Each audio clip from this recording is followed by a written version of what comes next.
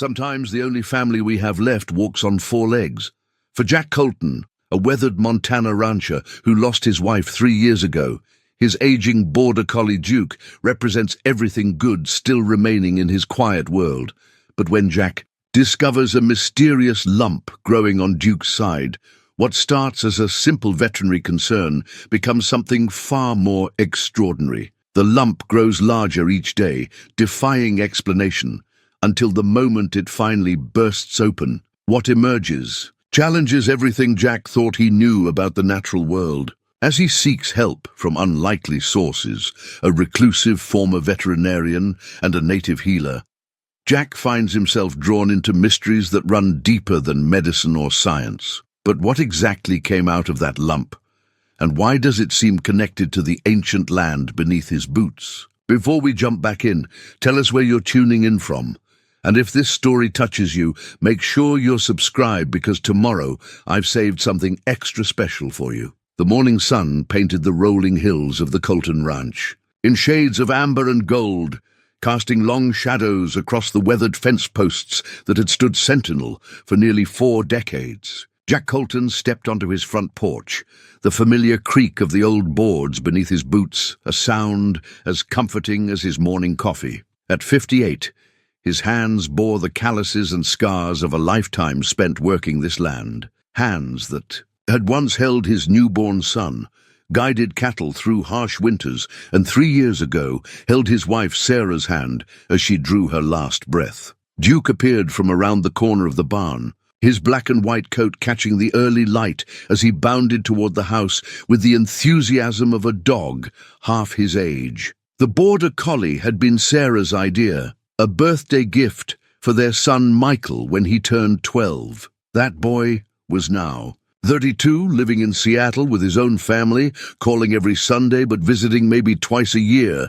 Duke, however, had never left. "Morning, old friend," Jack murmured, reaching down to scratch behind the dog's ears. Duke pressed his head into Jack's palm, tail wagging with the simple joy that only dogs seem to possess. Together, they walked toward the barn where the day's work waited.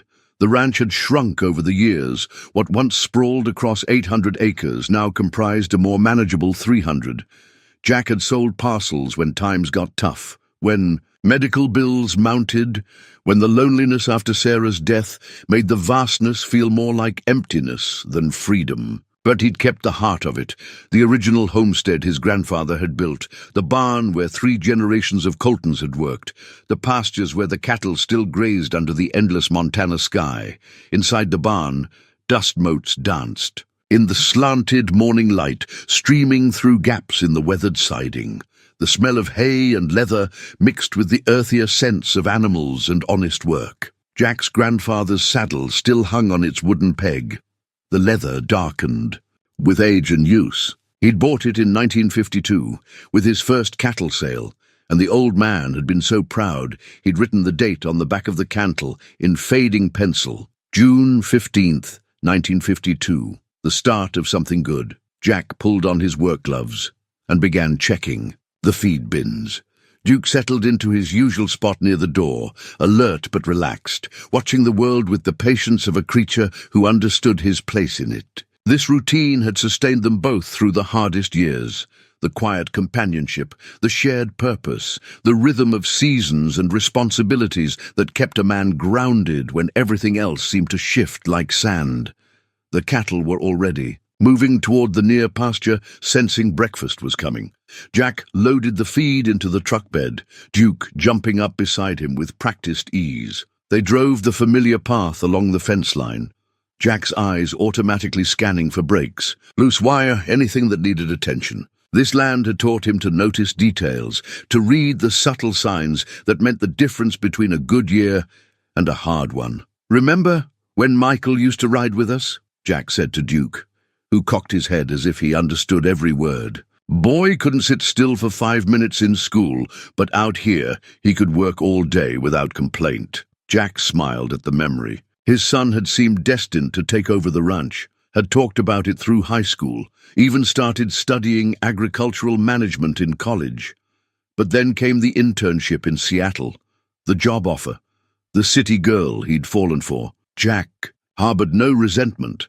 A man had to follow his own path, but sometimes he wondered what might have been different if Sarah had lived to see their grandchildren. They reached the feeding area, and Jack began distributing hay while Duke supervised. From the truck bed, the cattle gathered around with their usual mixture of eagerness and bovine dignity, steam rising from their nostrils in the cool morning air. These animals knew him, trusted him, depended on him. In return, they gave him purpose, a reason to get up each morning, something to tend besides his own grief, Mr. Colton. The voice came from behind him, unfamiliar but respectful. Jack turned to see a young man walking toward him, maybe 30 years old, wearing clean jeans and a button-down shirt that marked him as someone from town rather than a working ranch. "That's me," Jack replied, wiping his hands on his jeans. "What can I do for you?" "I'm David Marsh from the County Extension Office. We received a call about some concerns regarding the old mining claims on your property." Jack's brow furrowed. "Mining claims? Son, there haven't been any active claims on this land since before I was born. My grandfather made sure of that when he bought the place." "Yes, sir, that's what our records show too, but we've had some inquiries from a geological survey company about mineral rights in this area. They seem to think there might be some valuable deposits that were never properly explored." David pulled out a folder from under his arm. "I'm here to verify the boundaries and make sure everything's properly documented." Duke jumped down from the truck and moved closer to Jack's side, his body language shifting from relaxed to alert. The dog had always been sensitive to tension, to changes in routine that might signal trouble. "What kind of deposits?" Jack asked, though something in his gut already told him he wasn't going to like the answer. "Rare earth elements primarily. The kind used in electronics, batteries, that sort of thing. Apparently, there's been increased interest in domestic sources since supply chains got disrupted overseas." Jack nodded slowly, his mind racing through the implications. He'd seen what mining operations did to ranching communities. The noise, the dust, the heavy equipment tearing up roads that were never meant for that kind of traffic. More importantly, he'd seen what promises of easy money did to families and friendships. "Well, Mr. Marsh, I appreciate you coming out to let me know, but I'm not interested in any mining operations. This is cattle country, and that's how it's going to stay." "Of course, sir. The choice is entirely yours. I just wanted to make sure you had all the information." David hesitated, then added, "Though I should mention, if there are significant deposits, the pressure to develop them is likely to increase. These survey companies can be quite persistent." After David left, Jack stood in the pasture for a long time watching his cattle graze. Duke remained at his side, occasionally pressing against his leg, as if sensing his owner's troubled thoughts. Change was coming, whether he wanted it or not. The question was how to meet it with the same quiet strength that had carried his family through 3 generations on this land. The sun climbed higher, and Jack knew there was work to be done. But first, he walked over to his grandfather's old fence post, the one with the surveyor's mark, still visible after all these years. He placed his hand on the weathered wood, feeling the connection to something larger than himself, something worth protecting. Duke barked once, a sharp note that drew Jack's attention back to the present. The dog was looking toward the barn, tail wagging but body tense. Someone else was coming up the drive, a pickup truck Jack didn't recognize. In the distance, he could see the familiar figure of his neighbor, Tom Whitehorse, walking across the field that bordered both their properties. "Looks like it's going to be a busy morning, Duke," Jack murmured. But as he watched Tom approach, he felt a familiar comfort. Some things in life could be counted on: the sunrise over the mountains, the loyalty of a good dog, and neighbors who looked out for each other when times got uncertain. 3 days after David Marsh's visit, Jack was mending fence in the south pasture when he first noticed Duke favoring his left side. The dog had been his usual eager self during their morning routine, but now, in the afternoon heat, he seemed to move with uncharacteristic caution. "Come here, boy," Jack called, setting down his wire cutters. Duke trotted over, tail wagging, but his gait slightly off. Jack knelt beside his companion and began running his hands along the dog's ribs, checking for thorns, cuts, or signs of strain. His fingers found something unexpected, a small, firm bump beneath the fur on Duke's left flank. The lump was about the size of a marble, warm to the touch and slightly mobile under the skin. Duke didn't flinch when Jack pressed gently around it, which was both reassuring and puzzling. In Jack's experience with ranch animals, anything that didn't cause pain was usually nothing to worry about. Probably just a fatty tumor, the kind older dogs developed as naturally as grey hair. "Just getting old like the rest of us, aren't you, Duke?" Jack murmured, scratching behind the dog's ears. But something nagged at him as they walked back toward the house. The lump had felt different somehow. Not quite like the soft, squishy lipomas he'd felt on other aging dogs. This one had a firmer consistency, almost crystalline. That evening, Jack called his son Michael in Seattle. It was their usual Sunday. Call moved to Wednesday because of Michael's work schedule. "Hey, Dad, how are things on the ranch?" "Oh, you know, same as always. Had a visit from the county extension office earlier this week. Seems some mining company is sniffing around, asking about mineral rights." "Mining? On our land?" Michael's voice carried a note of surprise and concern. "I thought Grandpa made. Sure all that was settled years ago?" "He did, but apparently these rare earth elements are becoming valuable enough that companies are taking another look at old claims." Jack settled into his recliner.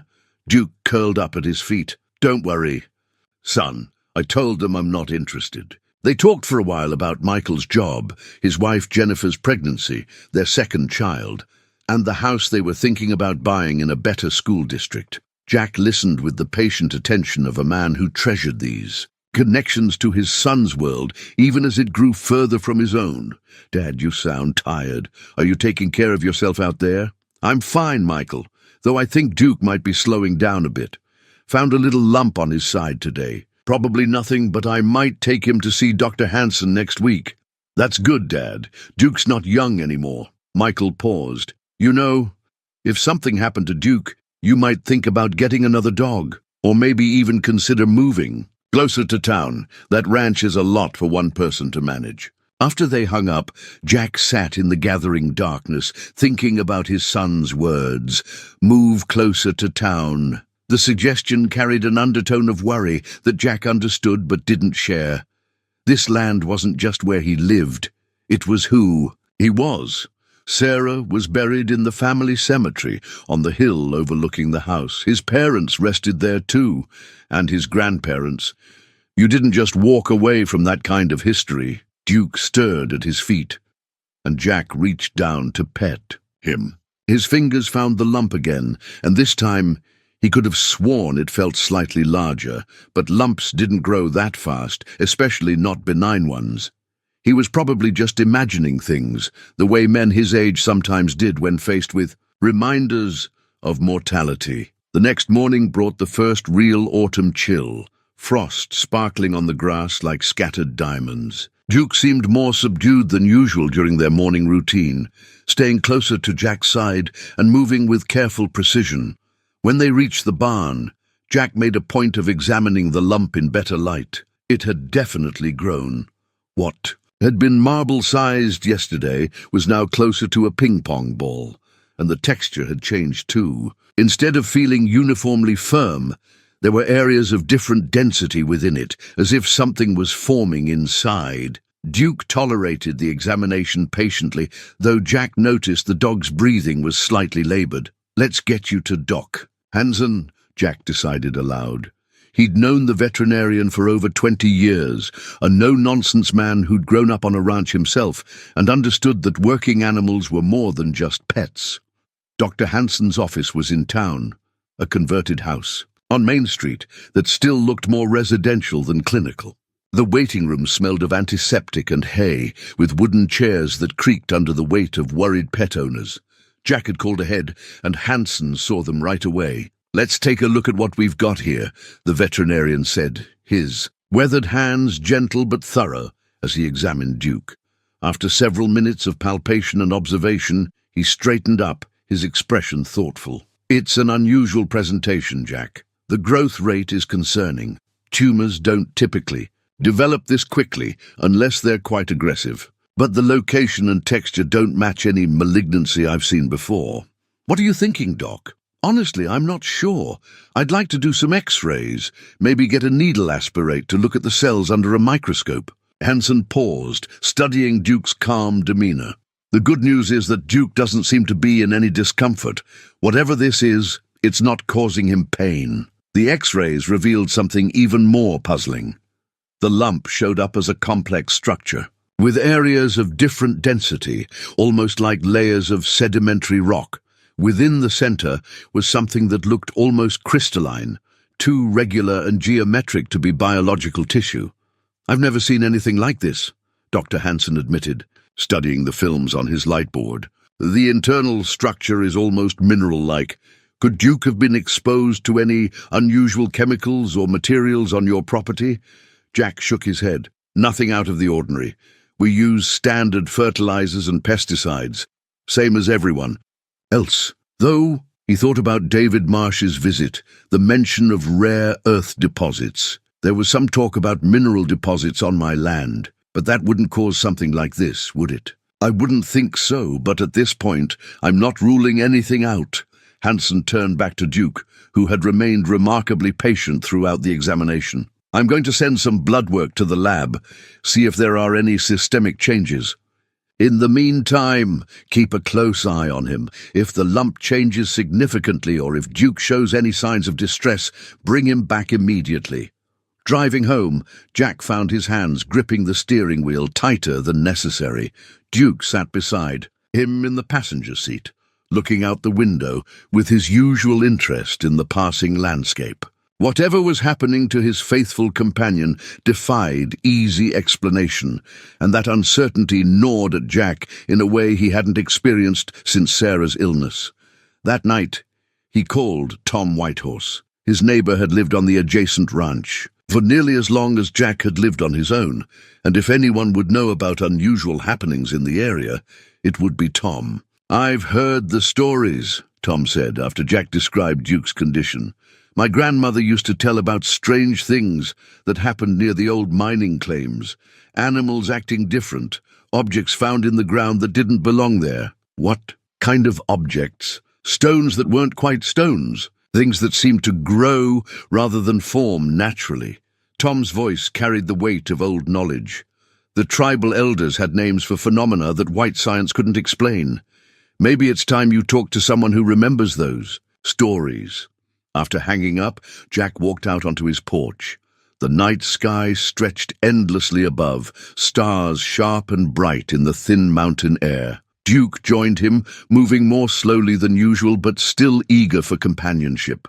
Jack placed his hand on the dog's head, feeling the warmth and life that had been his constant comfort for nearly 9 years. Whatever was happening to Duke, whatever strange forces might be at work on his land, Jack knew he would face them the same way 3 generations of Coltons had faced uncertainty before him, with patience, determination, and an abiding trust in the connection between man, animal, and the land that sustained them both. By the end of the week, Duke's condition had become impossible to ignore.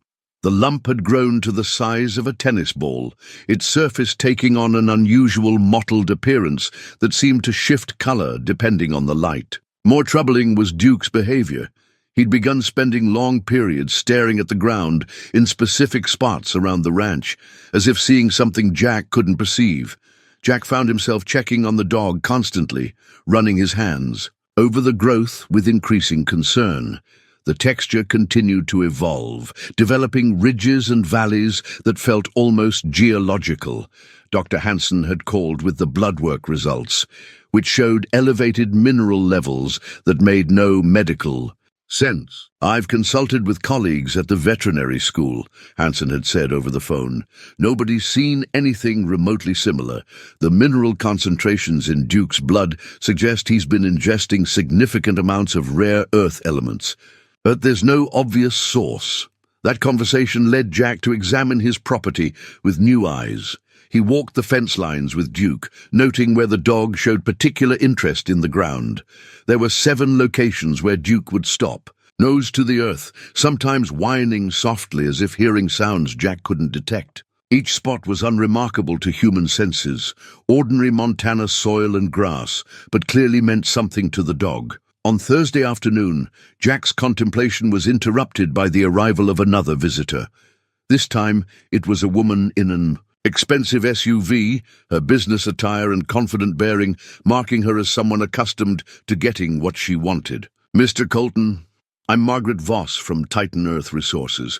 I believe David Marsh from the county mentioned our interest in this area." Jack set down the post-hole digger he'd been using and studied his unexpected guest. "Ms. Voss, I thought I made it clear through the county that I'm not interested in any mining operations on my land. I understand your position, and I respect it, but I wonder if you fully appreciate the potential value of what lies beneath your property." She gestured toward the rolling hills. "Our preliminary surveys suggest mineral deposits worth potentially millions of dollars. Think about what that could mean for your family's future." Duke, who had been resting in the shade of Jack's truck, suddenly stood and began growling low in his throat.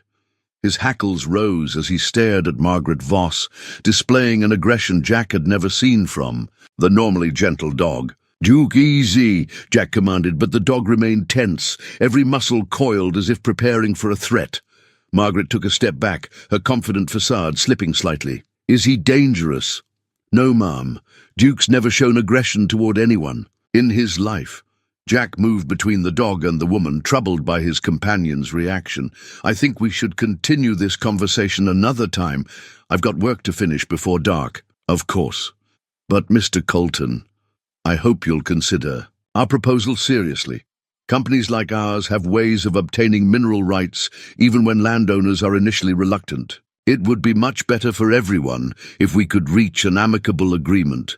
After she left, Jack knelt beside Duke, who was still trembling with barely contained energy. The dog's breathing was rapid, and the lump on his side seemed to pulse. With an inner rhythm, Jack could feel through his fingertips. That evening, Tom Whitehorse arrived as promised, accompanied by an elderly woman Jack didn't recognize. She was perhaps 70, with silver-streaked black hair braided down her back and eyes that seemed to hold depths of knowledge accumulated over decades. "Jack, this is my aunt, Eleanor Crow Feather. She's a traditional healer, and she knows the old stories about this land better than anyone living." Eleanor approached Duke slowly, speaking in what Jack assumed was Blackfoot. The dog, who had been agitated since Margaret Voss's visit, immediately calmed. He allowed the elderly woman to examine the lump with her weathered hands, her touch gentle but thorough. "This is not sickness," she said finally, her English accented but clear. "This is awakening." "Awakening to what?" Jack asked. Eleanor straightened, her gaze moving from Duke to the surrounding landscape. "My grandmother told stories of the time. Before the white miners came, when the earth spirits still moved freely through this valley. The old ones spoke of guardians, beings that emerged when the land was threatened." "You're saying Duke is turning into some kind of guardian spirit?" Jack's tone was respectful but skeptical. Not Duke himself, but something within him. Something called forth by the danger approaching this place. Eleanor gestured toward the hills. "The mining company woman who was here, she carries the scent of deep earth disturbance. Duke senses what she represents." Tom nodded gravely. "Aunt Eleanor has been having dreams about this area for weeks. Animals changing, the earth remembering old purposes." Jack looked down at Duke, who was now resting peacefully at Eleanor's feet. "If this is some kind of natural phenomenon, why hasn't Dr. Hansen or his colleagues heard of it?" "Because Western science looks only at what it can measure and categorize," Eleanor replied. "But the land remembers everything, every violation, every healing, every compact made and broken. What grows within your companion is the earth's way of protecting itself." Over the next hour, Eleanor shared stories passed down through generations of her people. Tales of animals that transformed during times of great need, of crystalline growths that appeared when sacred places were threatened, of the delicate balance between the visible and invisible worlds that most people had forgotten existed. "What do I need to do?" Jack asked finally. "Be patient, be watchful, and when the time comes, trust what Duke shows you." Eleanor placed a small leather pouch in Jack's hand. "Burn this sage when the growth opens. The smoke will help you see clearly." After Tom and Eleanor left, Jack sat on his porch with Duke beside him, the leather pouch warm in his palm. The rational part of his mind rejected what he'd heard. Ancient spirits, earth guardians, mystical transformations. But the part of him that had worked this land for decades, that had learned to read weather patterns and animal behavior with intuitive accuracy, recognized a truth that transcended scientific explanation. The night was unusually quiet, as if the normal sounds of crickets and nightbirds had been muted. Duke lifted his head occasionally, ears pricked toward sounds only he could hear. The lump on his side had taken on an almost luminescent quality in the moonlight, its surface patterns resembling mineral formations Jack had seen in geology books. Inside, the house. Jack tried calling Michael but got voicemail. His son's world of board meetings and school districts seemed impossibly distant from the mystery unfolding on the ranch. How could he explain that his dog was undergoing some kind of supernatural transformation? That mining companies and tribal elders were warning of ancient forces stirring to life? Instead, he left a simple message. "Just checking in, son. Duke's condition is developing in some unexpected ways. I'll keep you posted." As he prepared for bed, Jack found himself thinking about his grandfather's stories of the early days on the ranch. The old man had always maintained that the land chose its caretakers as much as they chose it. Perhaps what was happening to Duke was simply the latest chapter in a relationship between his family and this place that went deeper than ownership papers or fence lines could ever define. The phone call started 2 days after Margaret Voss's visit. First came a lawyer from Billings, speaking in careful legal language about mineral rights and eminent domain possibilities. Then a land appraiser who wanted to schedule a routine assessment of the property's value. Each caller was polite, but persistent, making it clear that Titan Earth Resources wasn't accustomed to taking no for an answer. Jack handled each conversation with the patience he'd learned from decades of dealing with cattle buyers and government inspectors, but the pressure was wearing on him. More troubling was Duke's deteriorating condition. The dog still ate and drank normally, but he'd stopped his usual patrol circuits around the ranch, instead spending most of his time lying in the exact spot where Eleanor Crow Feather had first examined him. Dr. Hansen made a house call on Saturday morning, something he rarely did except for emergencies. His examination of Duke revealed that the lump had developed what appeared to be faceted surfaces, like a crystal formation. The dog's temperature was elevated, but his vital signs remained surprisingly strong. "Jack, I have to be honest with you. This is beyond my expertise or equipment.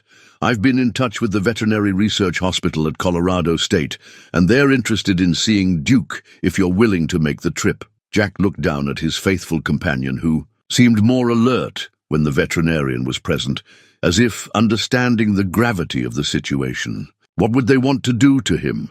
Extensive imaging, tissue samples, blood chemistry panels. They'd want to study how this growth is forming and why it's not affecting Duke's overall health. Hansen paused. "But I should warn you, once word gets out about this case, it's likely to attract significant attention.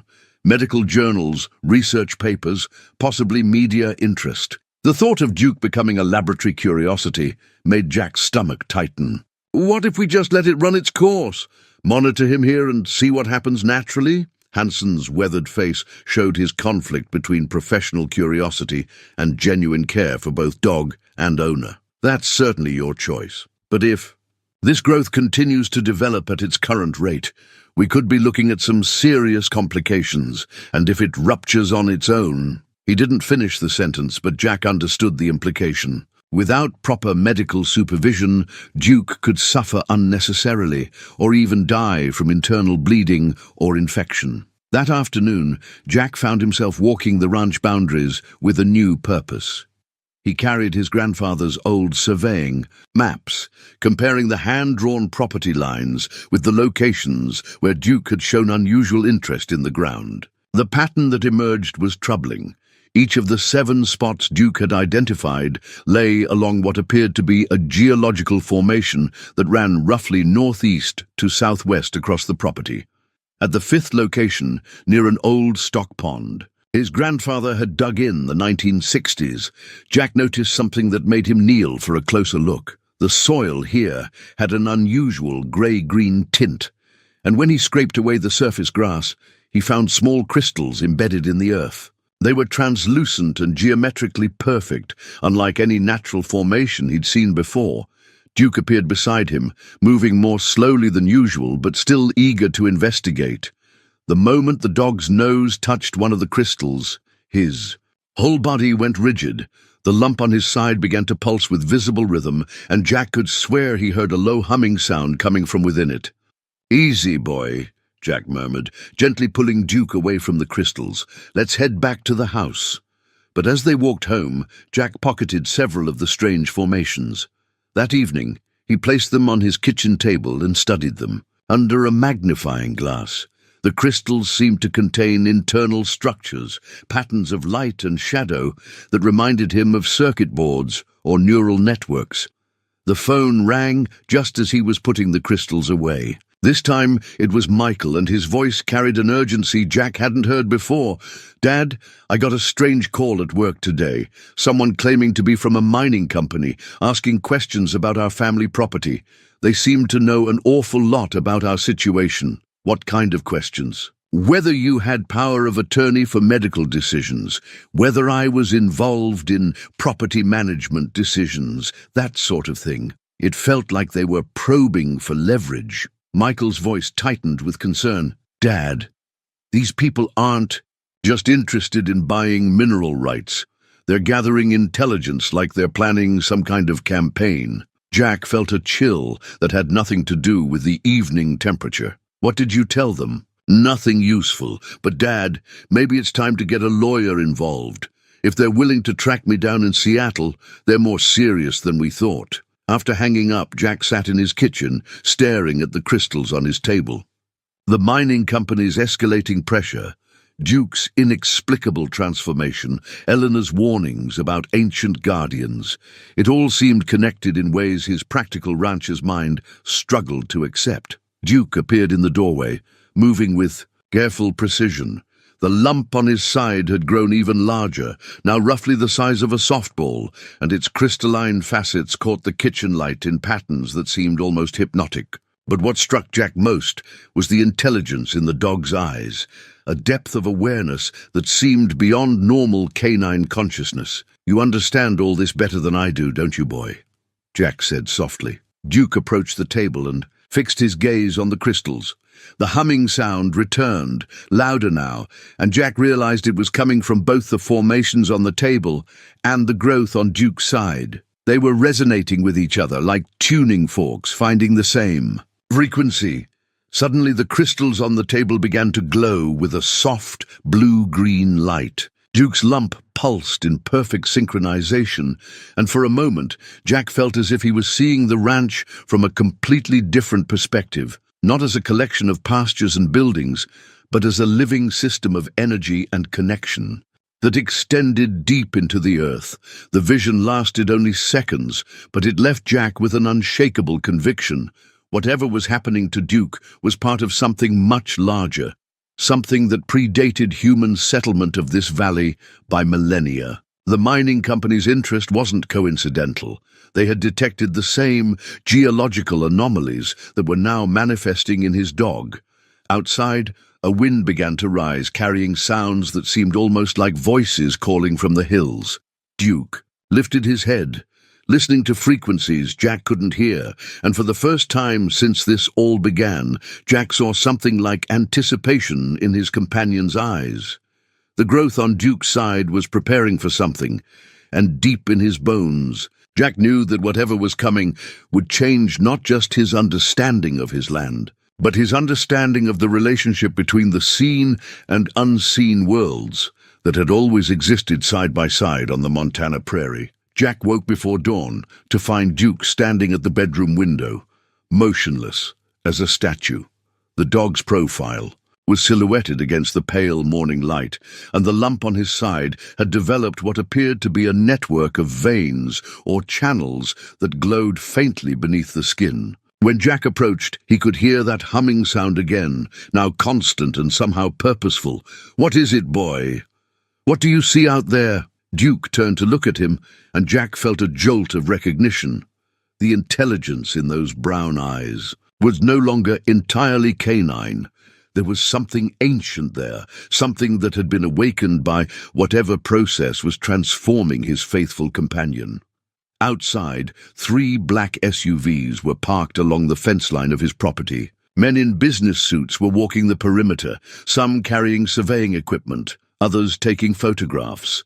They moved with the systematic efficiency of people conducting an operation rather than a casual inspection. Jack pulled on his clothes and boots, anger building in his chest. These people had no right to be on his land, and their presence at dawn suggested they'd been hoping to avoid confrontation. Duke followed him onto the porch, moving with that careful precision that had become his new normal. "Can I help you, gentlemen?" Jack called out, his voice carrying across the morning air with the authority of a man defending his own ground. Margaret Voss emerged from one of the vehicles, no longer wearing the polished business attire of her previous visit. Today she was dressed for fieldwork, with sturdy boots and clothing that could handle rough terrain. "Mr. Colton, I apologize. For the early hour, we're conducting a preliminary geological assessment of the area. Our legal team has confirmed that we have the right to survey for mineral deposits under the 1872 mining law, provided we don't damage your property." "The hell you do." Jack stepped off his porch, Duke beside him. "This is private property, and you're trespassing." "I'm afraid the law is quite clear on this matter." Margaret held up a folder of documents. "These are properly filed claims for mineral exploration rights. You own the surface rights to this land, but subsurface mineral rights are a different matter entirely." Jack felt the ground shifting beneath him in more ways than one. His grandfather had always assured him that the mineral rights were included in the original purchase, but legal documents from the 1940s might not account for modern interpretations of mining law. Even if that's true, you still need permission to access the property for surveys. "Actually, we don't. The law provides for reasonable access to conduct geological assessments." Margaret's tone remained professional, but there was steel underneath it. "We're trying to be neighborly about this, Mr. Colton, but our company has invested significant resources based on satellite imaging and geological data that indicates substantial rare earth deposits beneath your ranch." Duke began to growl, a sound Jack had never heard from him before, deep, resonant, and almost mechanical. The lump on his side was pulsing more rapidly now, and Jack could see the network of channels beneath the skin beginning to glow more brightly. One of the surveying team pointed at Duke. "What's wrong with your dog? That growth doesn't look natural." "Duke's fine," Jack replied curtly, though even as he said it he wondered if that was true. The transformation was accelerating, and he could feel an energy emanating from his companion that seemed to affect the very air around them. Margaret Voss stared at Duke with growing interest. "That's an unusual condition. Have you had it examined by a veterinarian?" "My dog's health is none of your concern." But Jack could see calculations happening behind Margaret's eyes. She was connecting Duke's transformation with the geological anomalies that had brought her company to his ranch, and her expression suggested she found the correlation significant. "Mr. Colton, I think we need to discuss this situation more thoroughly. Perhaps we could meet in town later today, somewhere neutral, where we can lay all our cards on the table." After the survey team left, Jack called Tom Whitehorse. His neighbor arrived within the hour, bringing Eleanor Crowfeather with him. The elderly healer took one look at Duke and shook her head gravely. "The awakening is happening faster than it should. Something is pushing the process, forcing it to accelerate. The mining company, their presence, their machines, their intentions, yes, all of that. The earth spirits respond to threat by preparing their defenses more quickly." Eleanor knelt beside Duke, speaking softly in Blackfoot. "He's in pain now. though he tries not to show it. Jack felt a stab of guilt. In his concern about property rights and mining claims, he'd been treating Duke's condition as part of the larger conflict rather than focusing on his companion's suffering. Is there anything we can do to help him? The transformation must complete itself. Fighting it will only cause more pain. Eleanor stood, her weathered hands gentle on Duke's head. But you can prepare for what comes next, which is what? The birth of a guardian. When the growth opens, what emerges will be both Duke and not Duke. Part of him will remain, but part will be something much older, something tasked with protecting this land. That afternoon, Jack drove into town to meet Margaret Voss at the diner on Main Street. She was already seated in a corner booth when he arrived, a spread of geological surveys and legal documents on the table between them. "Thank you for coming," she said, as he slid into the opposite seat. "I want to be straight with you about what we're dealing with here." She pushed a satellite image across the table. "This shows electromagnetic anomalies beneath your property that match signatures we've found at significant rare earth deposits in other locations. But what's unusual is the pattern. It's too regular, too structured to be entirely natural." Jack studied the image. The anomalies formed a network that corresponded almost exactly to the locations where Duke had shown interest in the ground. "What are you suggesting?" "I'm suggesting that whatever is beneath your ranch may be unlike anything we've encountered before. Our initial surveys indicate formations that seem almost engineered rather than geological." Margaret leaned forward. "Mr. Colton, your dog's condition, it's connected to these formations, isn't it?" Jack met her gaze without answering, but his silence was confirmation enough. "I've seen your dog twice now, and each time that growth has become more pronounced, more geometrically complex. I think your pet is reacting to the same energies that are showing up on our instruments. What do you want from me?" "Partnership. Full access to study both the geological formations and your dog's condition. In return, you'd receive a percentage of any minerals extracted, plus funding for proper veterinary care and scientific study of what's happening to your companion." Jack pushed back from the table. "My dog isn't a research subject, and my land isn't a mining operation. Find somewhere else to dig." As he walked toward his truck, Margaret called after him, "Mr. Colton, with or without your cooperation, we're going to proceed with our assessment. The legal framework is already in place. It would be better for everyone if we could work together." Driving home, Jack reflected on his grandfather's stories about the early days on the ranch. The old man had often spoken about the responsibility of stewardship, about being a caretaker for something larger than oneself. Now that responsibility was being tested in ways his grandfather could never have imagined. Duke was waiting on the porch when Jack arrived home, the growth on his side, now visibly larger than it had been that morning. The dog's eyes held a mixture of pain and anticipation, as if he understood that his transformation was nearing a critical point. "Hang in there, old friend," Jack murmured, settling into his rocking chair beside his companion. "Whatever happens, next we'll face it together." The next 3 days brought a strange sort of siege. Survey crews appeared each morning at the edges of Jack's property, never quite crossing onto his land, but making their presence felt with drilling equipment and electromagnetic sensors.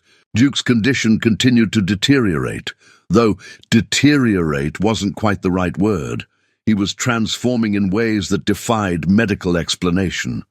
The lump had grown to the size of a cantaloupe, its surface now clearly crystalline with faceted planes that reflected light in patterns that hurt to look at directly. Duke could no longer lie down comfortably, so Jack had arranged cushions on the porch where his companion could rest while still maintaining his vigil over the ranch. Dr. Hansen made daily visits, more out of fascination than medical necessity. The dog's vital signs remained stable despite the dramatic physical changes, and blood tests continued to show impossible mineral concentrations. "Jack, I've been a veterinarian for 35 years, and I've never seen tissue behave like this," Hansen said on Wednesday evening, carefully examining the growth surface. "It's not tumor tissue, it's not infection, it's not any pathological process I can identify. If I didn't know better, I'd say Duke is growing a geode. Eleanor Crowfeather had taken to spending her afternoons on Jack's porch, sometimes speaking to Duke in Blackfoot, sometimes simply sitting in companionable silence. She'd brought sage and sweetgrass, burning small bundles that seemed to ease the dog's discomfort. The birthing time is close now, she told Jack on Thursday morning. Tonight, maybe tomorrow. The earth spirits are gathering their strength. What should I expect? Trust what you see, even if your mind cannot accept it. And remember, what emerges will still love you, even if it also serves purposes beyond human understanding. That afternoon brought an unexpected visitor. A black sedan pulled into Jack's driveway, and a man in his 60s emerged. Tall, silver-haired, wearing the kind of expensive suit that suggested serious money and serious power. Mr. Colton, I'm Richard Blackwood, CEO of Titan Earth Resources. I believe you've been speaking with my people about mineral rights on your property.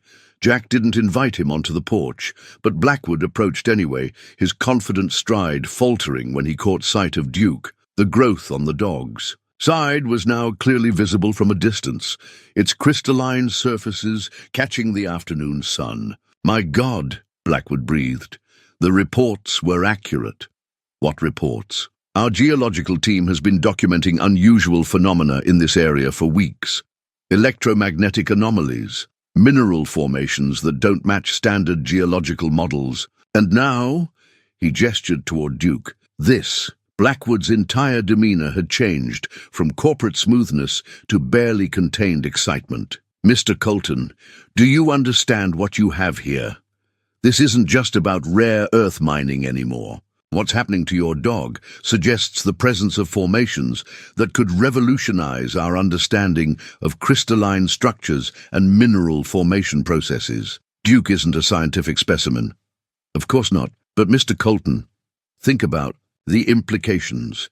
If we could understand how these formations develop, we could synthesize materials with properties that don't exist in nature.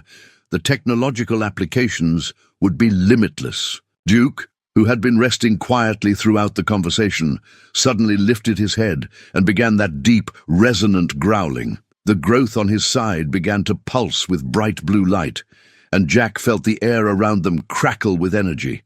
Blackwood took several steps backward. Remarkable. The structure is responding to my presence, isn't it? It's some form of bioelectric defense mechanism. I think you should leave, Jack said quietly. Mr. Colton, I'm prepared to offer you $5 million for exclusive access to this property and full cooperation in studying your dog's condition. We'd ensure the finest veterinary care, the most advanced research facilities. Get off my land. Jack's voice carried the authority of 3 generations of Coltons who had defended this ground. And stay off. Blackwood retreated to his sedan but paused before getting in. You can't stop progress, Mr. Colton. If you won't cooperate voluntarily, we have other options. Legal channels, eminent domain proceedings, public health concerns about an uncontrolled biological anomaly.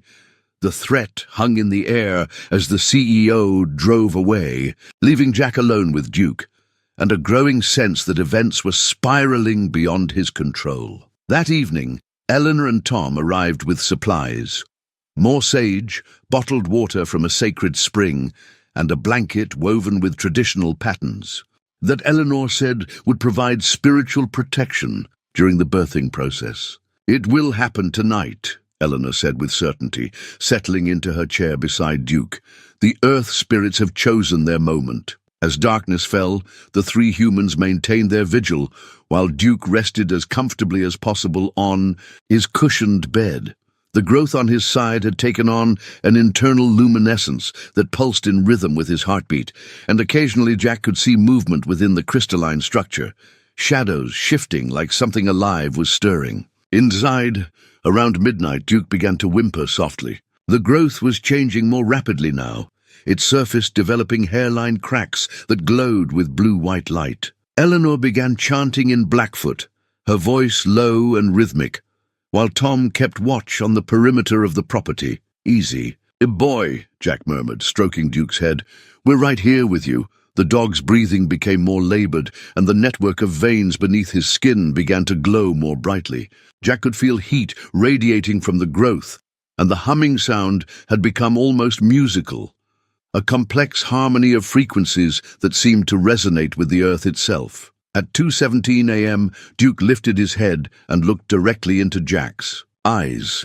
In that gaze, Jack saw a mixture of pain, love, and something like gratitude. Then the dog stood, walked slowly to the edge of the porch, and lay down in the exact spot where Eleanor had first examined him weeks ago. The growth was now the size of a basketball, its surface a maze of geometric planes that reflected starlight in impossible patterns. Cracks appeared along its surface, spreading outward like a network of lightning, and from within came a sound unlike anything Jack had ever heard. Part harmonic resonance, part organic birth cry. Eleanor's chanting intensified, and she sprinkled sage around Duke's resting place. "It begins," she whispered. "The guardian awakens." As if responding to her words, the growth split open along its crystalline seams, releasing a wash of blue light that illuminated the entire ranch. What emerged would challenge everything Jack thought he knew about the natural world, and about the ancient compact between his family and the land they had called home for 3 generations. The light that emerged from Duke's ruptured growth was unlike anything in Jack's experience, not the harsh glare of artificial illumination, but something organic and alive, pulsing with the rhythm of a heartbeat. As his eyes adjusted, Jack saw that what had burst from his companion's side wasn't a tumor or infection, but something that defied every category his rational mind could supply. It was a sphere about the size of a softball, composed of what appeared to be living crystal. Its surface was translucent, revealing an inner structure of geometric patterns that shifted and evolved as Jack watched. But most remarkable was what lay at its center, a perfect miniature landscape, complete with tiny mountains, valleys, and what looked like flowing water. Duke lay beside this miraculous emergence, breathing heavily but clearly relieved. The dog's eyes held that same ancient intelligence Jack had noticed before, but now there was also profound peace, as if a long-carried burden had finally been released. Eleanor knelt beside the crystalline sphere, speaking softly in Blackfoot. Her weathered hands hovered over its surface without quite touching, and Jack could see tears streaming down her face. "What is it?" Jack whispered, afraid that speaking too loudly might somehow damage the delicate wonder before them. "It's a seed," Eleanor said, her voice filled with awe. "A seed of the original world, the one that existed before the mining and the digging and the forgetting." Tom moved closer, his own face reflecting the same wonder Jack felt. Grandmother's stories spoke of this. When the earth is wounded deeply enough, it remembers how to heal itself by growing new beginnings. As they watched, the miniature landscape within the crystal began to change. The tiny mountains shifted, valleys deepened, and what Jack had taken for water revealed itself to be something more like liquid light, flowing in patterns that somehow seemed familiar. "Wait," Jack said, studying the formations more carefully. "Those mountains, that valley shape, it looks like your ranch," Eleanor confirmed, "but not as it is now, as it was meant to be, as it could be again." The implications hit Jack like a physical blow. This wasn't just some supernatural curiosity. It was a blueprint, a map of possibility encoded in living crystal. And if Eleanor was right, it represented the Earth's own plan for healing the damage that decades of industrial extraction had inflicted on this valley. Duke struggled to his feet and nuzzled Jack's hand, and for the first time in weeks, the dog seemed entirely himself again. The growth was gone, leaving only healthy skin where the crystalline formation had emerged. But the intelligence in Duke's eyes remained, as if the birthing process had awakened something in him that would never sleep again. "How long has this been growing inside him?" Jack asked. "Since before you found the first lump," Eleanor replied. "The Earth spirits recognized the threat approaching this land and began preparing their response. Duke was chosen as the vessel, because of his deep connection to you and to this place." "Chosen by what?" Eleanor gestured toward the hills surrounding them.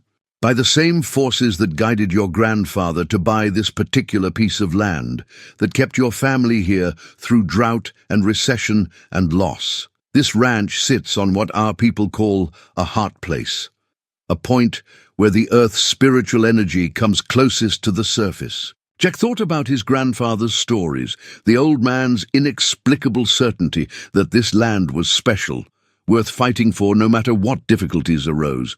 He'd always attributed that conviction to simple stubbornness and pride, but perhaps it had been something deeper. The mining company, Jack said, understanding beginning to dawn. They're not just here for rare earth elements, are they? Their instruments detect the energy patterns that emanate from places like this, Tom explained. They interpret them as mineral deposits because that's the only framework their science provides. But what they're really sensing is the Earth's own life force, concentrated in these heart places. Eleanor nodded gravely, and if they succeed in extracting what they think they've found, they'll destroy not just the mineral formations, but the spiritual infrastructure that maintains the balance between the seen and unseen worlds. The crystalline sphere pulsed brighter for a moment, and Jack could swear he heard something like music emanating from within it.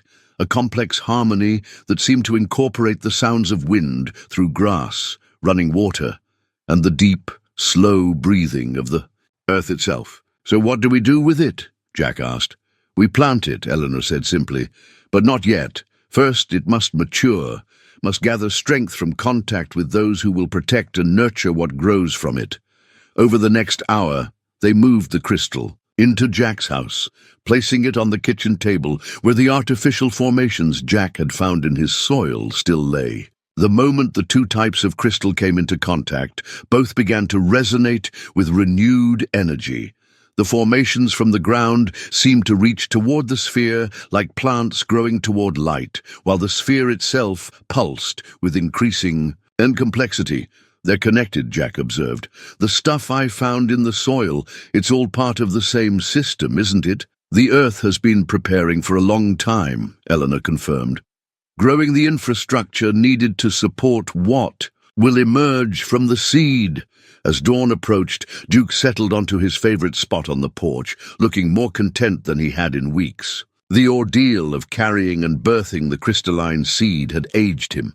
His muzzle was grayer, his movements more deliberate, but there was also a dignity about him now, the bearing of a creature who had participated in something sacred. Jack joined his companion on the porch, both of them watching the sun rise over the hills. In the early morning light, Jack could see survey crews already setting up their equipment along his property lines, unaware that everything they thought they understood about this land had changed overnight. "They'll be back," Jack said quietly. "Blackwood and his people, they won't give up easily." Eleanor, who had been preparing to leave, paused in gathering her supplies. "Let them come. They can dig all they want in places where there is only rock and dirt. But here, in this heart place, they will find that the earth has its own plans." After Eleanor and Tom left, Jack sat alone with Duke and the crystal, trying to process everything that had happened. His practical rancher's mind still struggled with the supernatural elements of the situation, but his heart, the part of him that had always felt a deep connection to this land, recognized the truth of what he'd witnessed. The crystal sphere sat on his kitchen table, its internal landscape shifting and evolving as he watched. Occasionally, he could see tiny figures moving through the miniature valleys, not quite human, not quite animal, but clearly alive and purposeful. They seemed to be building something, constructing structures that grew from the landscape itself, rather than being imposed upon it. Duke appeared in the doorway, moving with his old enthusiasm despite his obvious fatigue. The dog approached the table and lay down beside it, assuming what Jack recognized as a protective posture. Whatever this seed represented, Duke understood that his role as guardian was far from over. Outside, the survey crews continued their work, their instruments no doubt detecting the energy changes that had occurred during the night. But they were looking for minerals to extract, not miracles to nurture, and that fundamental difference would determine everything that happened next. Jack picked up the phone to call his son. Michael deserved to know what had happened, even if Jack wasn't. Sure, he could explain it in terms his city-dwelling son would understand. This was bigger than property rights or mining claims now. This was about the future of the land itself, and the ancient compact between the Colton family and the forces that had chosen them as guardians of something precious beyond measure. Michael arrived from Seattle on Friday evening, his rental car, pulling into the ranch driveway, just as Jack was finishing his evening chores. The father and son embraced with the complicated affection of men who loved each other, but had grown to inhabit different worlds, one rooted in the ancient rhythms of land and season, the other driven by the relentless pace of modern commerce. "Dad, you look tired," Michael said, studying Jack's weathered face with concern. "And older, somehow." "It's been a challenging few weeks," Jack admitted, leading his son toward the house. "How much did you understand from my phone calls?" "Honestly, almost nothing. Something about Duke being sick, mining companies threatening legal action, and some kind of—" Michael paused, searching for words. "Some kind of miraculous recovery that you can't explain medically."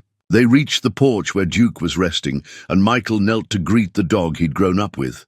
"Hey there, old boy.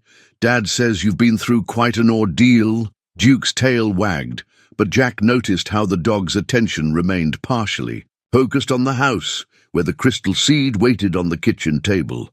Even in his son's presence, Duke's role as guardian remained paramount. "The situation is more complicated than I could explain over the phone," Jack said carefully. "I need to show you something, but I want you to see it with an open mind." Inside, Michael stood transfixed as Jack revealed the crystalline sphere. The seed had continued to evolve over the past 2 days, its internal landscape growing more detailed and complex. Tiny structures that might have been buildings or might have been coral formations dotted the miniature valleys, and streams of liquid light connected them in patterns that suggested both organic growth and conscious design. "What the hell is it?" Michael whispered, leaning closer without quite daring to touch. "According to Eleanor Crow Feather, Tom Whitehorse's aunt, it's a seed of the original world, a blueprint for healing the land that grew inside Duke and was born when the mining threat became severe enough to trigger some kind of ancient response." Michael straightened, his business-trained mind struggling to process what his eyes were showing him. "Dad, that's impossible. Dogs don't grow crystals. Land doesn't have consciousness. There has to be a rational explanation." "I thought the same thing," Jack said gently. "But I've learned that rational and true aren't always the same thing." Before Michael could respond, headlights swept across the front windows. Both men looked out to see a convoy of vehicles approaching, not just the black SUVs of the survey.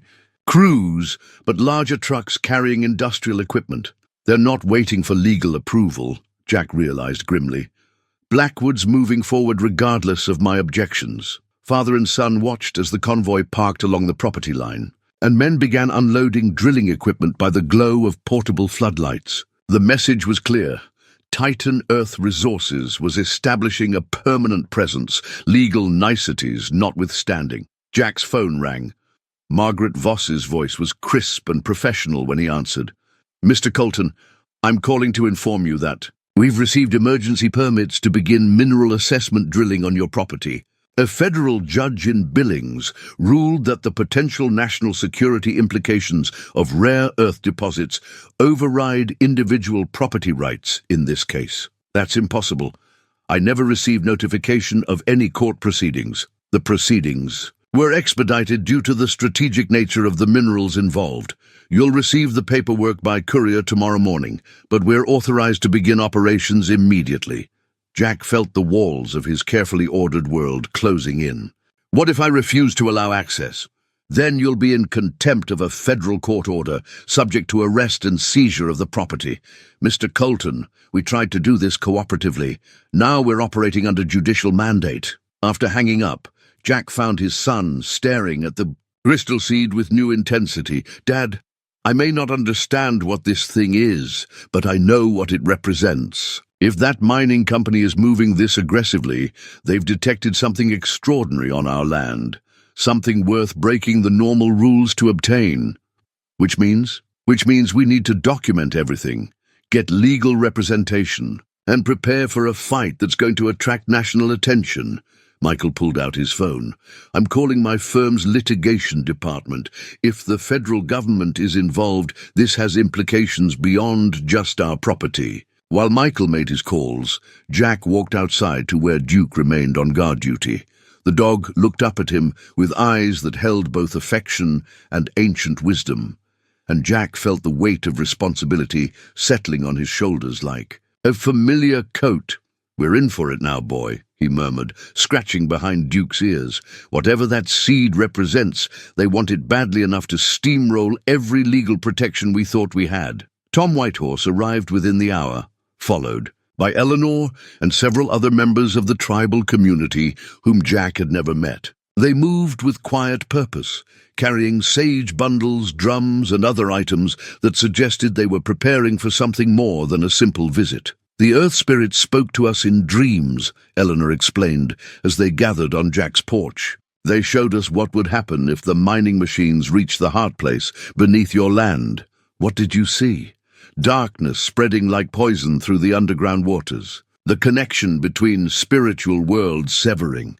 Places of power all across this region dying as the network that sustains them is broken. One of the other tribal members, a man perhaps 40 years old with intricate tattoos covering his arms, stepped forward. I'm Robert Crow Dog, Eleanor's nephew. I'm also a lawyer specializing in indigenous rights and environmental law. We may have legal options your son's firm hasn't considered. Michael emerged from the house, having finished his calls. My partners are sending a team from Denver tomorrow morning. They think we can challenge the emergency permits on procedural grounds. Buy time for a proper legal response. Time may be what we need most, Robert agreed. Traditional law recognizes protections for sacred sites that federal courts sometimes overlook initially, but are bound to acknowledge eventually. As the two lawyers compared strategies, Jack found himself drawn back to the crystal seed. Its internal landscape seemed more active tonight, the tiny figures moving with increased urgency, as if responding to the threat gathering outside. The structures within the miniature world were growing taller, more complex, and streams of light were connecting them in patterns that reminded Jack of neural networks or electronic circuits. Eleanor approached and stood beside him, studying the seed with professional interest. It's maturing faster because of the danger, she said. The greater the threat, the more quickly the Earth Spirits prepare their response. What happens when it's fully mature? It must be planted in the exact center of the heart place, the point where the spiritual energy is strongest. From there, it will grow into a new kind of relationship between the human and more than human worlds. And if the mining company gets there first? Eleanor's expression grew grave. Then the seed will become dormant, waiting for another chance that might not come for generations. The Earth is patient, but this may be the last opportunity for healing in our lifetime. Outside, the industrial noise increased as more equipment arrived. Floodlights now illuminated a staging area where drilling rigs were being assembled with remarkable efficiency. Jack could see men in hard hats and safety vests working through the night, driven by orders that clearly brooked no delay. Duke rose from his resting place and approached the window, his body tense with alertness. The dog began that deep, resonant growling Jack had learned to associate with supernatural threats, and the house itself seemed to vibrate in response. They're not just preparing to drill, Eleanor said, her voice tight with concern. Their machines are already affecting the energy patterns beneath the ground. If they continue at this pace, they could reach the heart place before we're ready. To plant the seed. Michael rejoined the group, his face grim. My firm's preliminary research suggests the emergency permits were issued based on classified national security assessments. Challenging them is going to be extremely difficult, and it could take weeks or months. We don't have weeks, Eleanor replied. The seed will be ready to plant within days, and if we miss this opportunity, she didn't need to finish the sentence. Everyone in the room understood that they were facing a convergence of forces, legal, spiritual, and temporal, that would determine not just the fate of Jack's ranch, but potentially the future of the entire region's spiritual and ecological balance. Jack looked around at the assembled faces.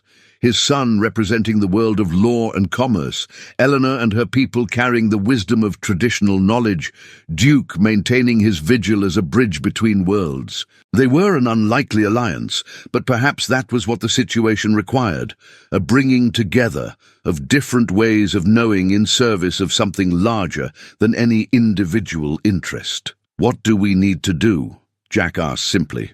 Eleanor smiled, the expression transforming her weathered face. "We need to do what your grandfather would have done, and what his grandfather would have done before him. We need to protect the Heart Place, whatever the cost." Outside, the drilling equipment hummed through the night, racing against forces its operators couldn't perceive but would soon be forced to reckon with. The final confrontation was approaching, and Jack Colton found himself at the center of a conflict that would test everything he believed about the relationship between human ambition and the ancient wisdom of the land. Jack woke at dawn to the sound of diesel engines and hydraulic machinery. Through his bedroom window, he could see that the mining operation had expanded overnight. A dozen drill rigs now dotted the perimeter of his property, their lights creating an artificial dayscape. Against the natural twilight of early morning, Duke was already at the window, his body rigid with tension. The dog's growling had become constant now, a low harmonic that seemed to resonate through the house's wooden frame. On the kitchen table, the crystal seed pulsed with urgent light, its internal landscape showing signs of distress, tiny streams, running red miniature mountains cracking along geometric fault lines. Eleanor emerged from the guest room where she'd spent the night, her weathered face drawn with exhaustion and concern. "The seed is ready," she announced without preamble. "The earth spirits are telling us we can't wait any longer." Michael stumbled into the kitchen, his city dweller's sleep disrupted by the industrial cacophony outside. "The lawyers aren't here yet," he said, checking his phone. "Denver flight was delayed. They won't arrive until this afternoon."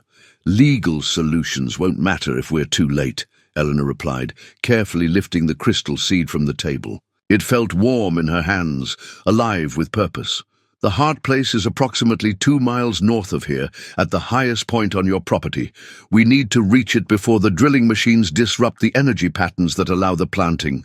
To succeed," Jack studied the activity visible through his windows. The mining crews had established a perimeter around his ranch that would make any movement toward the northern hills difficult to accomplish unseen. "They'll stop us," he said grimly. "Blackwood didn't establish this operation just to extract minerals. He suspects what we're dealing with, and he's not going to let us interfere." "Then we don't ask permission," Tom Whitehorse said from the doorway. He'd arrived before dawn with Robert Crowdog and 3 other tribal members, all carrying hiking packs and expressions of quiet determination. "There are old paths through these hills that predate survey maps, ways of moving that white maps don't show." Eleanor nodded approvingly. "The ancestors walked this land for thousands of years without roads or machines. The paths they used are still there for those who know how to find them." Duke moved to Eleanor's side, his attention fixed on the crystal seed she carried. She knelt to bring it to his level. The dog touched his nose gently to its surface. The seed flared with brilliant light, and for a moment the entire kitchen seemed to hum with harmonious energy. "He remembers," Eleanor said softly. "The connection between them isn't broken, it's transformed." Outside, a new sound joined the mechanical symphony. Helicopters approaching from the south. Through the front window, Jack could see 2 aircraft, bearing the Titan Earth Resources logo, circling the ranch like mechanical vultures. Michael pointed at one of the helicopters. "That's not survey equipment. Those are security contractors. Dad, they're treating this like a military operation." As if summoned by their conversation, a convoy of black vehicles approached the house. Margaret Voss emerged from the lead SUV, but this time she was accompanied by men in tactical gear carrying serious weaponry. The message was unmistakable. Cooperation was no longer optional. "Mr. Colton," Voss called through a bullhorn, "by order of federal court, you are required." to vacate these premises for your own safety while mineral extraction operations proceed. You have 30 minutes to gather essential belongings. Eleanor stood, the crystal seed cradled protectively in her arms. The time for talking is finished, she said quietly. Now, we act according to the old agreements, the original treaties. Between your family and the land itself, Jack felt something shift inside him, a clarity that cut through weeks of confusion and uncertainty. His grandfather's stories weren't just family folklore. They were operational instructions for moments like this. The Coltons had been chosen as guardians long before they understood what that responsibility entailed. Tom, how long will it take to reach the Heart Place using your paths? 2 hours, maybe 3 if we move carefully to avoid detection. And if we move fast, consequences be damned. 45 minutes, but we'll be exposed for the final approach. Jack looked at the faces around him, his son torn between legal caution and family loyalty, Eleanor holding the future of the land in her hands, Duke maintaining his vigil despite his advancing age. They were an unlikely army, but they were his army. We do this now, Jack decided, before they can establish complete control of the area. Eleanor smiled, the expression fierce with approval. The Earth spirits have been waiting for this moment for generations. They've prepared the way. As they gathered essential supplies, Jack caught sight of his grandfather's saddle hanging in its place of honor. On impulse, he took down the worn leather piece and pulled out the surveyor's map the old man had kept in the saddlebag, a hand-drawn document that showed not just property boundaries, but also the locations of sacred sites, water sources, and what his grandfather had cryptically labeled places of power.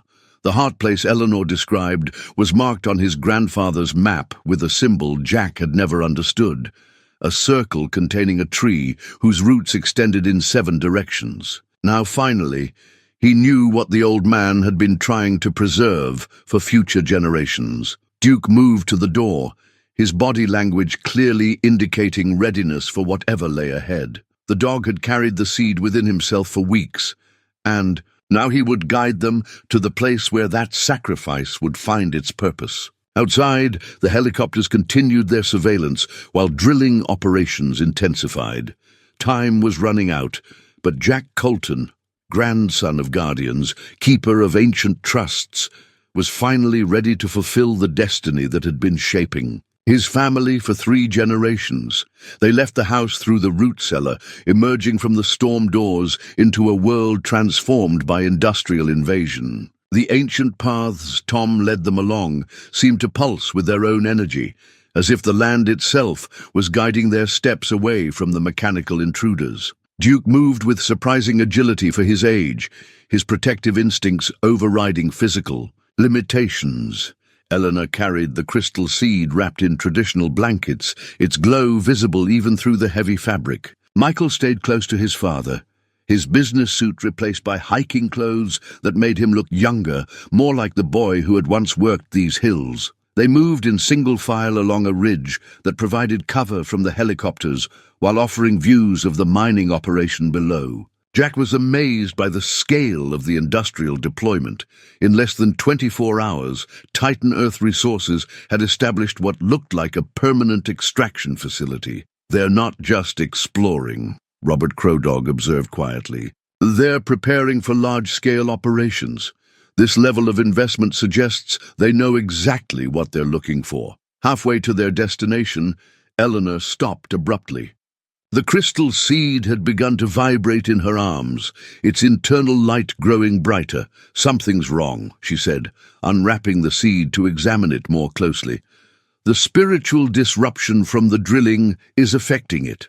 The miniature landscape within the crystal was changing before their eyes. Tiny fissures spread across the perfect valleys, and streams of light flickered like failing electrical connections. How long do we have? Jack asked. Minutes, not hours, Eleanor replied grimly. If the energy patterns collapse completely, the seed will become inert. The planting window will close, perhaps for decades. Tom gestured toward the final approach to the Heart Place. We're exposed from here on. The path runs along the ridgeline. Anyone watching will see us. As if summoned by his words, the sound of helicopters grew louder. One of the aircraft had broken off from its patrol pattern and was heading directly toward their position. "They've spotted us," Michael said, pointing at the approaching helicopter. Jack made the decision that 3 generations of his family had prepared him to make. "We run. No more hiding. No more careful approaches. We get to that hard place, whatever it takes." They broke from cover and began sprinting along the exposed ridge path. Behind them, the helicopter's loudspeaker crackled to life. "Federal agents, stop immediately and surrender the object you're carrying." Eleanor ran with the determination of a woman a third her age. The crystal seed clutched to her chest like a newborn child. Duke bounded ahead, his ancient joints forgotten in the urgency of the moment, leading them toward a destination he seemed to sense through means beyond ordinary canine perception. The heart place revealed itself gradually. First, as a circular clearing where no trees grew, then as a depression in the earth that formed a perfect natural amphitheater. At its center stood a single ancient pine tree, its trunk scarred by lightning but still alive, still reaching toward the sky with defiant grace. "There," Eleanor gasped, pointing toward the base of the tree where the earth showed a circular depression. "Exactly the size of the crystal seed. The earth has prepared itself." The helicopter circled overhead, its downdraft whipping dust and debris across the sacred space. Through the aircraft's open door, Jack could see Margaret Voss speaking urgently into a radio. Duke reached the tree first, immediately beginning to dig at the prepared depression with his front paws. The earth came away easily, as if the soil had been loosened by forces beyond physical explanation. Eleanor knelt beside the hole Duke had opened and gently placed the crystal seed within it. The moment it touched the earth, the entire clearing erupted with light. The seed's internal landscape suddenly expanded, its miniature geography becoming somehow more real than the physical world around them. The ancient pine tree began to glow from within, its bark becoming translucent to reveal a network of energy, channels that connected it to underground formations extending in all directions. Through the earth, Jack could feel the pulse of a vast network awakening, connections spanning continents, linking sacred sites and places of power in a web of consciousness older than human civilization. The helicopter pilot fought to maintain control as electromagnetic interference from the awakening heart place disrupted his instruments. Below, the mining operations' drilling equipment began to malfunction, their electronic systems overloaded by energy patterns they weren't designed to process. Margaret Voss's voice came through the helicopter's loudspeaker, but now it carried desperation rather than authority. "Mr. Colton, you don't understand what you're unleashing. These energy patterns could destabilize technological infrastructure across the entire region." Jack stood beside the glowing tree, one hand resting on Duke's head, the other touching the warm bark that hummed with newly awakened life. "Maybe it's time our infrastructure learned to work with the earth instead of against it." The crystal seed, now fully integrated with the heart place, sent pulses of healing energy racing through underground channels. In the distance, Jack could see the mining operations' lights flickering and failing as their equipment encountered forces that couldn't be measured by conventional instruments. But more importantly, he could feel the land itself beginning to remember what it had been, what it could be again. The network of sacred sites was reactivating, connecting places of power that had been isolated and weakened by decades of industrial extraction. Duke looked up at him with eyes that held both dog and guardian, both faithful companion and ancient protector. The transformation was complete, but the relationship remained unchanged, built on loyalty, trust, and the deep understanding that some bonds transcend the boundaries between species, between worlds. As the first tendrils of new growth emerged from the earth around the planted seed, Jack Colton understood that his role as guardian had only just begun. 6 months later, Jack stood on his front porch with his morning coffee, watching Duke patrol the pastures with the unhurried confidence of a creature who had fulfilled his deepest purpose. The dog moved differently now, Still the same faithful companion, but carrying himself with a dignity that spoke of ancient responsibilities, undertaken and honored. The ranch looked much the same as it always had, but Jack's eyes could now perceive layers of reality that had been invisible to him before. The network of energy that connected the Heart Place to sacred sites across the region was visible as subtle patterns of light that moved just beneath the surface of ordinary perception. The land hummed with a vitality that hadn't been present since his grandfather's time, maybe longer. Michael emerged from the house, adjusting his tie as he prepared for another day of legal meetings. His son had extended his stay far beyond the original emergency, drawn into the complex aftermath of what media outlets had dubbed the Montana phenomenon. The EPA inspector will be here this afternoon, Michael reported, settling into the chair beside his father, along with representatives from the Geological Survey and something called the Institute for Consciousness Studies. Jack nodded, unsurprised. The planting of the crystal seed had triggered a cascade of changes that neither he nor Eleanor had fully anticipated.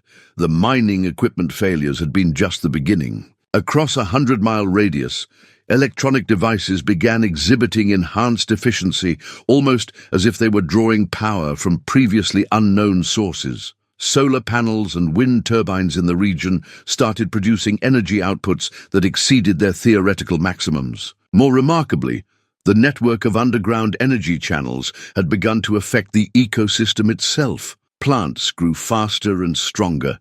Soil that had been depleted by decades of industrial farming showed renewed fertility, and water sources that had been contaminated began to purify themselves through processes that conventional science couldn't explain. "Any word from Titan Earth Resources?"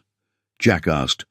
"Radio silence for the past month. My contacts in Denver say they've quietly withdrawn all their mineral claims in this area." Michael smiled with the satisfaction of a lawyer who had watched a powerful opponent retreat. "Turns out, it's hard to maintain investor confidence when your extraction equipment can't function in the target region." Eleanor Crow-Feather appeared, around the corner of the house, moving with the patient pace of someone who had learned to work with time rather than against it. She'd taken to visiting the ranch weekly, monitoring the seed's development and teaching Jack to perceive the subtle signs of the land's spiritual health. "The tree has grown 3 feet since last month," she reported, settling into the third porch chair that had become her customary spot. "And the energy patterns are stabilizing. The network connections are becoming stronger and more permanent." Jack had seen the transformation himself. The ancient pine at the Heart Place now stood 40 feet taller than before, its branches reaching toward the sky with renewed vitality. Around its base, new growth emerged daily, not just ordinary plants, but formations that seemed to bridge the gap between organic and mineral. Living systems that grew like crystals but pulsed with biological rhythms. "Tom wants to bring a delegation from the tribal council next week," Eleanor continued. "They're discussing formal designation of this area as a protected sacred site." "What would that mean legally?" Michael asked, his professional instincts still engaged. Combined with the EPA's environmental protections and the Energy Research Zone designation, it would create multiple layers of legal protection against future mining attempts, Eleanor explained. "But more importantly, it would acknowledge what this place has always been, a heart place where the boundaries between worlds are thin." Duke trotted up to the porch, tail wagging as he greeted Eleanor with obvious affection. The dog had developed an unusual relationship with the elderly healer, as if recognizing a kindred spirit who understood the weight of guardianship. "How is he adjusting?" Eleanor asked, running her hands along Duke's sides where the crystal growth had once been. "Better than I expected," Jack admitted. "Sometimes I catch him staring at the northern hills like he's listening to voices I can't hear. But he's still Duke, still wants his morning walks, still steals food from my plate when he thinks I'm not looking." Eleanor laughed, a sound that seemed to harmonize with the subtle music that now emanated from the land itself. "The ancient spirits don't change the heart, they only awaken what was always there." Duke was always a guardian. He just needed to remember. Over lunch, they discussed the steady stream of visitors the ranch had begun to attract. Scientists came to study the energy anomalies, environmentalists to document the ecological improvements, and spiritual seekers drawn by reports of healing phenomena. Jack had learned to be selective about whom he allowed onto the property, guided by Duke's instinctive ability to distinguish between those who came with respectful curiosity and those who sought to exploit or sensationalize. Dr. Hanson called this morning, Jack mentioned. He's bringing a team from the veterinary college next week. They want to study Duke's blood chemistry, see if they can understand how his system processed the crystal formation. Will you allow it? Eleanor asked. Jack considered the question, watching Duke chase a butterfly with the enthusiasm of a puppy. If it helps them understand the relationship between living systems and mineral formations, maybe. But Duke's not going to any laboratory. Any research happens here on his terms. As the day wound toward evening, Michael prepared to return to Seattle, his extended leave finally at an end. Father and son stood together in the gathering dusk, their relationship somehow both unchanged and fundamentally transformed by the events they'd shared. "You could come with me," Michael offered quietly. "The ranch is stable now. The legal protections are in place. You could see your grandchildren more often, take a break from all this responsibility." Jack smiled, understanding his son's concern, but knowing his answer without needing to consider it. "This is where I belong, son, where our family has always belonged. The guardianship isn't a burden, it's a privilege." Duke appeared beside them, as if summoned by the conversation about belonging and purpose. The dog leaned against Jack's leg, warm and solid and reassuringly present. "Besides," Jack added, scratching behind Duke's ears, "I've got help with the job now. The land has ways of taking care of those who take care of it." As Michael's rental car disappeared down the drive, Jack and Duke walked out to check on the cattle. The evening light painted the hills in shades of gold and amber, just as it had for countless generations before human settlement and would for countless generations after. But now Jack could see the light differently, could perceive the living network of energy that connected every blade of grass to the ancient pine at the heart place, every stream to the underground channels that pulsed with the earth's slow heartbeat. The crystal seed had grown into something magnificent, not just a tree, but a nexus of healing that would continue to strengthen and expand for decades to come. "Sometimes the only family we have left walks on four legs," Jack reflected, watching Duke investigate the familiar sense of home ground. "But sometimes that family carries within itself the seeds of renewal that can heal not just personal loss, but the deeper wounds between human ambition and the ancient wisdom of the land." The ranch was quiet now, settled into the rhythms that had sustained it for generations.